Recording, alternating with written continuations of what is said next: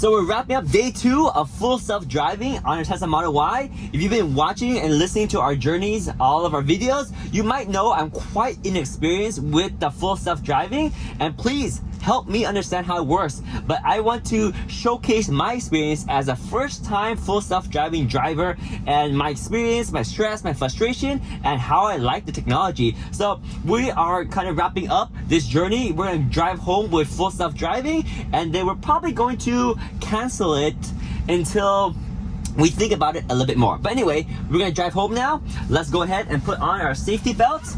We are gonna go navigate back to our location somewhere around let's say 777 Davis Street. That's close enough to our home, and we put this on navigation, go on drive, and once we're on the road we can go ahead and enable autopilot with a double tap like this, and it's autopilot, ready to rock and roll. So this is nighttime, autopilot, take it away. We do have it on assertive mode, so it's going to be a little bit more aggressive, and you can see the full screen right there. And here we go, let's go. Autopilot's taking control of the road. Oh, well, look at that, look at that, look at that. So it should have known, what? Why did it stop? Why did it automatically stop? It should have driven up more. See, right here, I would have driven up just a little bit more. I don't know why it stopped so far off. It should have went up a little bit. But right now, it's just waiting for the traffic light. Right here, we are pissing people off right now because right here is a bicycle lane, here is a turning lane, and here is another lane. So we're like right in the middle. Normally, if there's a car behind me, and there is a car behind me, they're getting pretty pissed off. So I'm gonna have to drive forward a little bit. And we're gonna go ahead and stop here. And then I'm gonna have to manually turn here because autopilot didn't do this in the best way I felt. So I'm gonna go ahead and manually turn here, and we're gonna go ahead and re-engage autopilot. So here we go. It's going to take care if it's, oh, hang on, I think I still have the signal on, right? So because I need to go left here, I need to go left here. So I'm gonna let the autopilot go back and engage yourself. Okay, there we go. Now it's engage again, turn. Okay, good. Autopilot, do your thing. Okay, whoa, a little bit close to the curve right there. Okay, now turn left onto okay, so now it's gonna turn left. And as I mentioned many times, when you have autopilot, it's not that it's not going to get you to your destination. It will, but while it's getting there, you're gonna get so embarrassed because it's going to behave in a really weird way, like take up 2 lanes at once, not turning right when they should have. Like the last case was the most extreme, right? It was taking up 2 lanes and it was waiting for a right turn, which it should have already turned because it stopped at the red light already. So stuff like that, it's unavoidable because the AI is still learning it. But like I said, that's where the embarrassment comes, right? Like if you were to let this thing autopilot, oh, see, there we go, that was not good. Like what was it trying to do? Alright, so I'm gonna go ahead and enable autopilot again right now. Hang on, let me go ahead and turn right here first. But that was weird too because it seemed like, okay, here we go, autopilot again. It seemed like it was fine, but somehow it tried to jump over to the next lane on the left side. Really weird, like little things like that. Like other drivers are going to hit us because this is not normal driving behavior. But as long as you can manage your situation, it's okay to use in a city street. But I find that if you're driving in a city street, it's more of a frustration and more of an inconvenience to handle those situations. I think where it really shines is when we get on the freeway, and the freeway, I trust it like 99% of the time. Here it's no turn on red, but it's green, so it's gonna turn. It checks for pedestrian. See, it slowed down still. See, it's still slowed down. As a human driver, I would not have slowed down. I just go right through it because there's a green light and there was nobody in the way. Again, there's cars behind us that are kind of annoyed right now, probably because we're at 25-mile limit, which normally right here, no one drives 25 miles per hour. But anyway, we're driving very conservatively. Right here, it's going to go, oh shoot. I yanked the wheel too hard right there, so it disengaged autopilot. Okay, so here's the merge. Perfect. It's merging over. Nice. All right. Okay, so it's gonna change lane right here. Good. Perfect. Do its thing. Nice. Okay. So I mean, in the event where we're turning lanes and the car next to us changes lanes to us, those are situations where it's difficult. Right here, we're trying to turn left. Oh, it's going to fail. See, it failed. It couldn't do it. Oh, it's still trying to. I don't know what it's doing right now. Okay, so now it's trying to change in. Okay, so I think what happened is, okay, whoa, what are you doing, autopilot? I gotta review that footage because I wasn't sure what was going on there. Alright, so we're gonna go ahead and turn to the right lane right here. Alright, so I think what happened is that I think it actually missed the entrance to the freeway on the left because that was a tight spot. As a human driver, oh my god, this is dangerous too. You see the car on the right was going to hit us. If the car on the right didn't see us, they would have hit us for sure. I'm gonna have to speed up because the car on the right is trying to merge with us.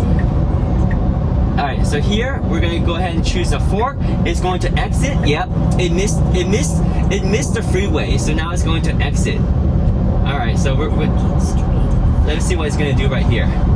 So we're gonna go here, and this part, it needs to slow down. Yes. Alright, so it's slowing down. Good. Alright, it's doing its thing. So in the situation where aggressive lane change, and we're on aggressive mode too, it failed to aggressively change the lanes enough.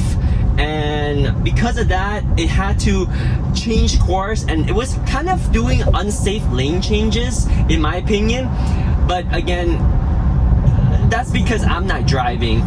Because when it changes lanes, I saw some cars wanting to go into our lane, and if it was me, I would have taken the conservative approach and kind of stick in my lane and let them merge into our lane. But it was being aggressive, and it kind of took the lane, and then the other person had to just kind of yield, which it is what it is. So now we're going to do a U-turn here, and we're gonna go back on Grand. So yeah, it's right now. Can we U-turn here? I think so. So there's no U-turn. So that's another thing you have to worry about this. So now it's green. It's not driving. Is it not driving? I don't know where this is going. It's going. There we go. Okay, I had to give it some gas. Okay, so I gave it some gas, and it's twitching. It was twitching a lot. Yeah, I didn't like that at all. It was supposed to do a U-turn, and it hesitated like crazy. And now we're on a ramp right here. It's supposed to, yeah. So this is good. It's taking its speed at 35 miles per hour. That's fine. I would have driven a little bit faster. Right now it's about doing 26 miles per hour. It's going too slow.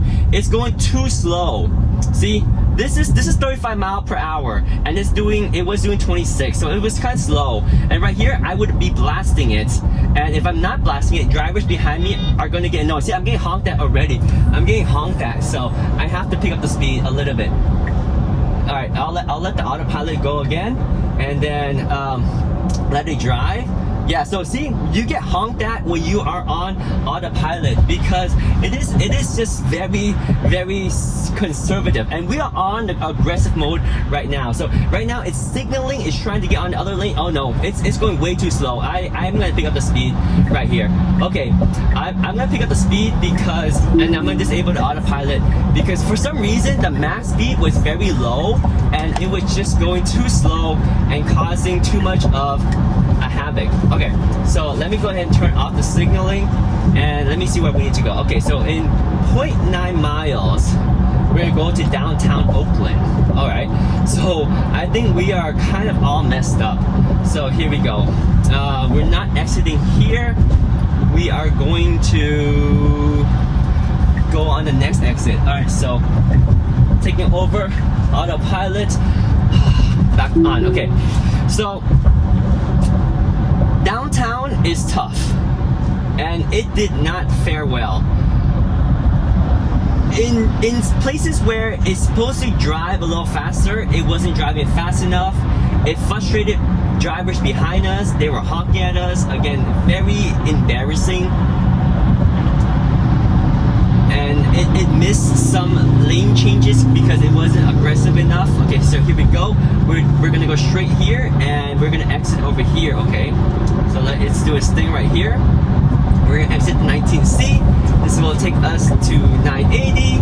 All right, perfect.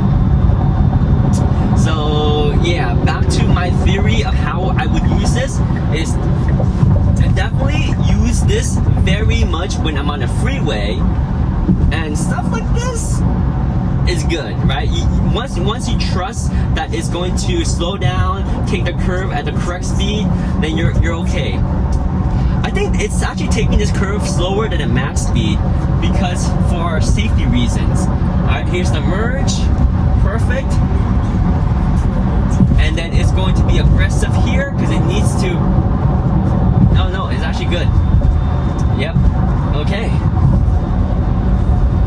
So when we're driving on the freeway, when there's a lot of lane changes, it's still a little bit stressful because there's a lot of cars. The human aspect of eye contact, believe it or not, is very important, and that human interaction is not taken into account when the car uses AI, right? When the AI detects the other car's position and proximity, it's based on, I think it's based on pure math. Like, is that car coming? Is it moving away? Is it close? Is it speeding up? Is it speeding down? But it doesn't take in consideration logic, like the logic of the situation. Like, this car is merging onto the freeway. It's thinking I gotta get on the freeway and I cannot miss this on-ramp or stuff like that, right? So those are the consideration that a human can judge based on the different scenarios. But the AI, it has more or less a limited set of scenarios. Scenarios where it's just changing lanes, or scenario where it's ramping, going on an on-ramp, or whatever it is. It has specific scenarios, and those are just the situations that it knows how to compute, and it has to use that framework to adapt to all the situations.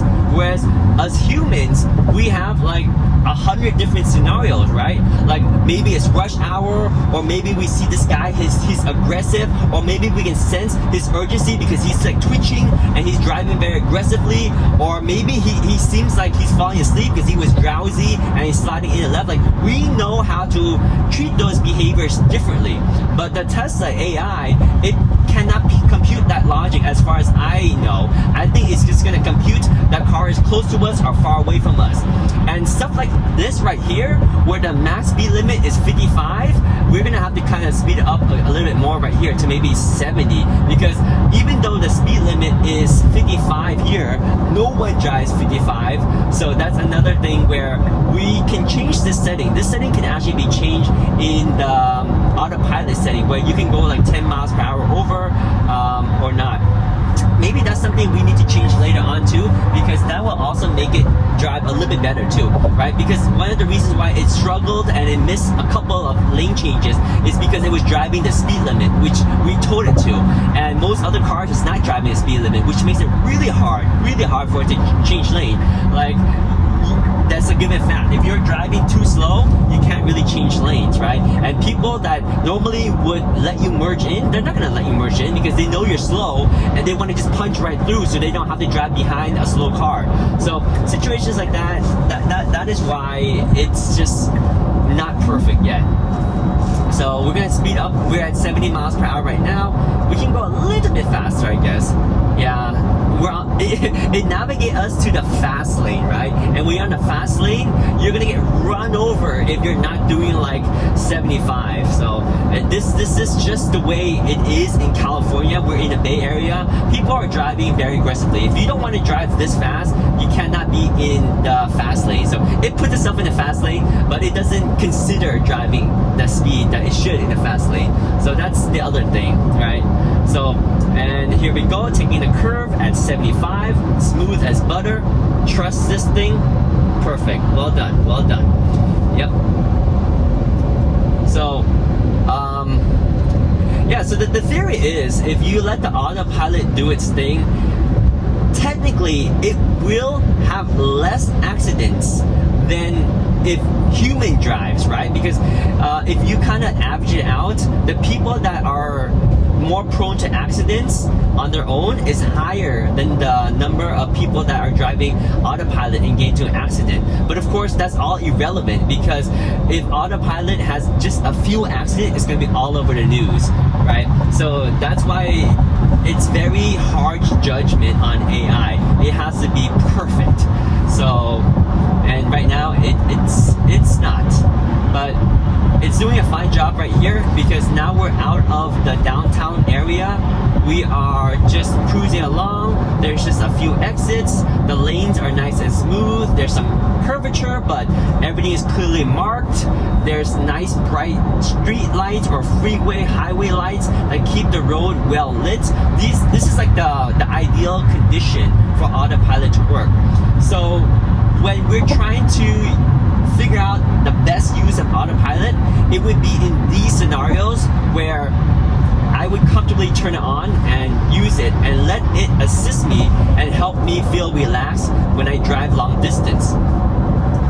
And in situations like where we were in downtown, where there was a lot of lane changes, where there was just so much traffic, and where the precise motion to change lanes and speed up or slow down accordingly to make sure that that lane change is safe, those are the situations where you can't really let autopilot handle. Right now, I'm gonna get yelled at. So there's a car behind me that is kind of just at my rear, so I'm gonna go ahead and go up here. Here's the cool thing. So even on autopilot, I can step on the gas, give it a little bit of speed, and then now I'm going to signal right here, and it's going to go ahead and do a lane change for me. And after it does the lane change, it will turn off the signal, and we're all good. I feel better in this lane because we're not driving very fast. Maybe I'll go in one more lane right here. Why not? So it's also going to check the blind spot mirror. It will change lanes for me, and it will turn off the signal. Perfect. And then I'm going to let off the gas right now. Oh, see, when I let off the gas, it's going to go back to 55 miles per hour. So that's something I need to change too. I need to change the speed that it can do, because right now it's it's designed to go at the speed limit. That was another thing that is in the settings that I didn't set up. So that's probably my fault too, because it's driving again so slow. It's causing more confusions in the traffic in other drivers. You know, when you're driving slow, you're gonna annoy other drivers regardless of how you drive. Combine that with the erratic behavior of the AI, of autopilot, full self-driving. Yeah, that's a scenario for a lot of stress and embarrassment from other drivers. Alright, so here we go. We're wrapping up our second day of full self-driving. Freeway smooth right now for another 1.4 miles. We'll be exiting on Davis Street. That would take us back to near our home, and we should be good. So it's been a great 2 days experience with the complimentary autopilot. We will go ahead and cancel it until further notice. Maybe we'll get it again when we do a long road trip. But oh, right here, watch out for this car. Oh, see, it slowed down when it should have just kept the speed. It slowed down when it should have kept the speed. But again, that's its judgment, right? It's its judgment. So yeah, we're probably gonna cancel. The cool thing is we have the Foundation Cybertruck on order, and that will come with the full self-driving, whether we want it or not. So hopefully it'll continue to get better, which I believe it will. Then we can start using it more and more and more. But as of now, we're probably not going to continue with the $199 per month. Oh, I would slow down here. I would slow down here. Oh, it's slowing down. It's slowing down. Is it slowing down? Is it slowing down? Is it slowing down? Is it slowing down? Is it slowing down? Oh, it's taking it pretty fast. It's left onto Davis Street. okay. It's okay. I would have slowed down a little bit more, but it's okay. All right. So it's turning left here. Cool. So, good job. Good job. It's gonna take us home. So at the lights right here, this is where, again, I don't like the fact that it's going to hesitate on the turns. It's good at going straight when the light turns green, there's no problem with that. But when it has to turn right or left when the light turns green, I find that sometimes it hesitates too much. To the point where if I was the driver behind me, I would also get very frustrated too. It's like, it's clear, why you drive, stop, drive, stop, drive, stop, and stuff like that, right? And sometimes it'll try to switch to different lanes. Like earlier when we tried to do a U-turn, it just hesitated too much. The good thing is, when it hesitates like that, you can kind of push it by stepping on the gas. So far, that's what I realized. Here we go. Is it gonna hesitate to make that turn? This is okay. This one's doing okay. But you see how the other lane, the cars are already driving and we're just still taking our sweet time. So, oh, here's a little slight steering wheel pressure. Yep. So yeah, we're pretty much home. So thank you for sticking through another driving with full self-driving with us. I know I talk a lot.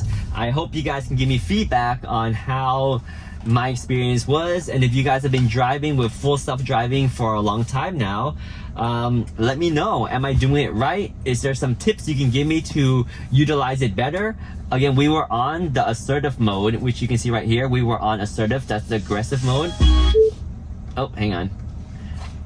Yeah, so hey, what's going on? Microphone turn off the microphone. Microphone turn off. Cancel. Hang on. Okay, that was just crazy. Okay, anyway, yeah. So we're on the assertive mode. What I should have changed really was the speed, right? Because we have it set to a particular 1% over the limit, which is not realistic, and it was just driving too slow, and that was causing a lot of people anxiety and stuff like that. So I'm gonna go ahead and disable the autopilot right now, and I'm just gonna manually drive home. But that's about it for this video. Thank you so much for hanging out with us, and if you have any questions, let me know. If you have any feedback, let me know. If you just want comments, please do. And if you want to see any more Tesla content, let me know. We're also going to get obviously the Cybertruck, the Foundation, Cyber Beast. Let me know what you want to see in those videos, because I'm very excited about getting my hands on the Foundation Cyber Beast. So sometime next year, early next year, 2024, we will have our hands on it. And guys, happy holidays, and we'll see you later. Bye!